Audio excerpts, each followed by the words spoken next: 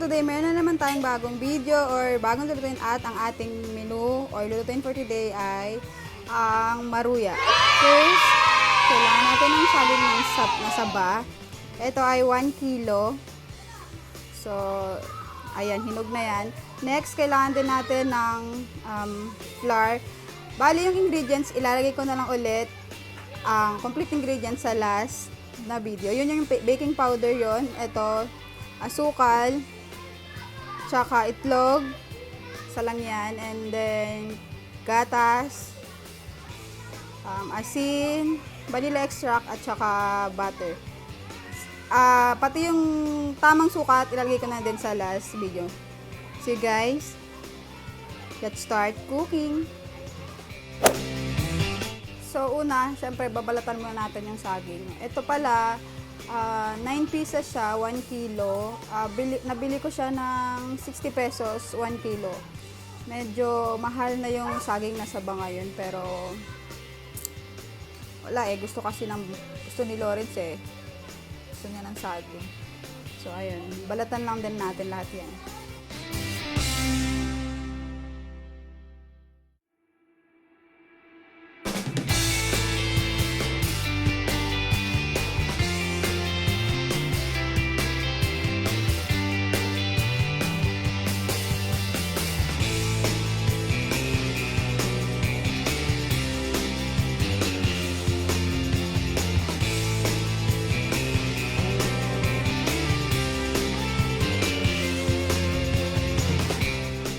Next, hiwain na natin yung ating saging na paganito. Pwede naman na kahit na anong saging, kahit na hiwalay-hiwalay siya. No? Pero mas maganda kasi yung ganitong style. Nakita ko lang din to sa YouTube, ginaya ko lang. So, parang mas effective, mas maganda yung ganito. Na magkakabit pa rin siya. So, ayan. Style ano siya? Style pamaypay. So, ayan. So, ang hati niya pala, bari 3 hati. Una sa gitna, tapos sa magkabilang gilid, tapos huwag isasagad sa dulo para nakakapit pa rin siya.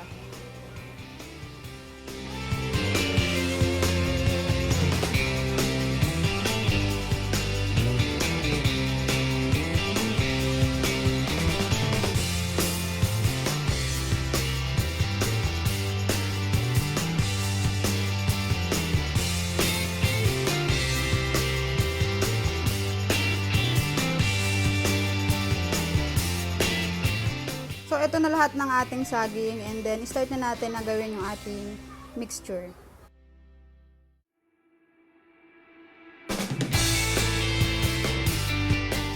Ng ating mga dry ingredients, pagsasamahin na natin muna. Una, itong 1 cup flour. Next ay ang 1 teaspoon ng baking powder. And then next ay ang 1/4 teaspoon ng salt. So, mix lang muna natin to.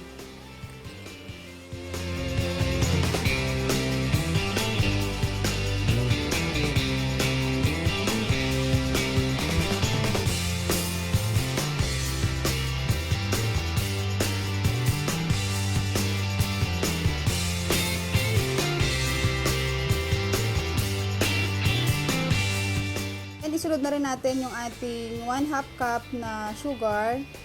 Yung gamit ko pala ay segunda mano na asukal lang.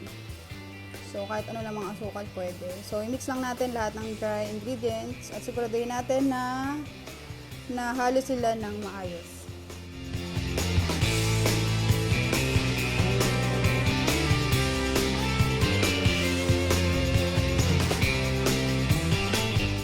So, i-next na natin yung ating mga liquid ingredients. Itong ating 1 cup na milk.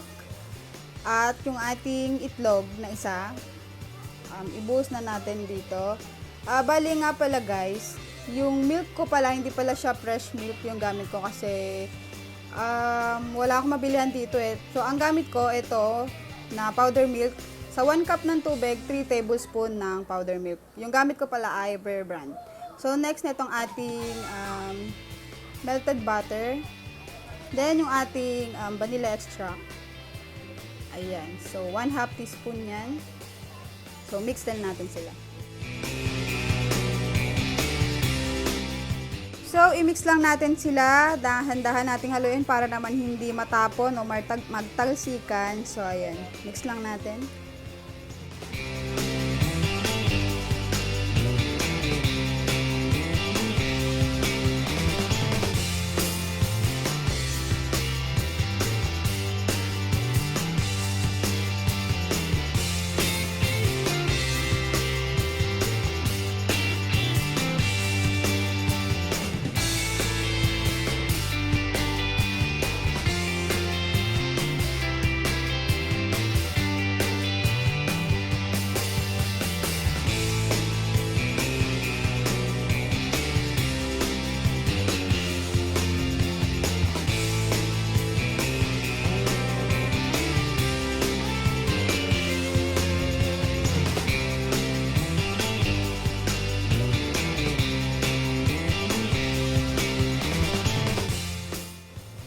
Tapos, umpisahan na natin na magpainit ng kawali. So, yan. Papainit natin yung kawali bago natin lalagyan ng mantika, syempre.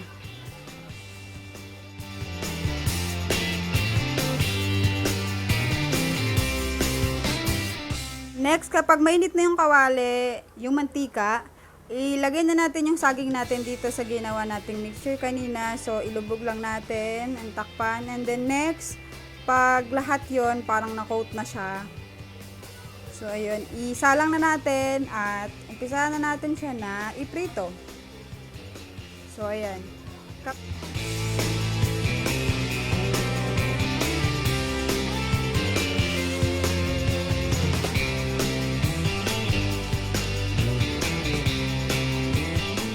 guys, na.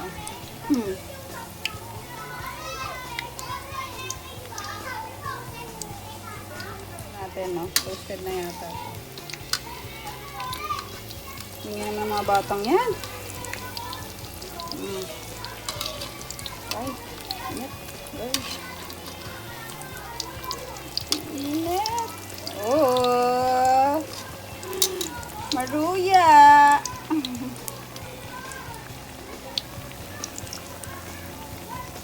So, pagluto na, transfer lang natin sa isang lalagyan. Transfer natin. So, ayan. Mukha lang niyang sunog. Pero hindi sunog. So,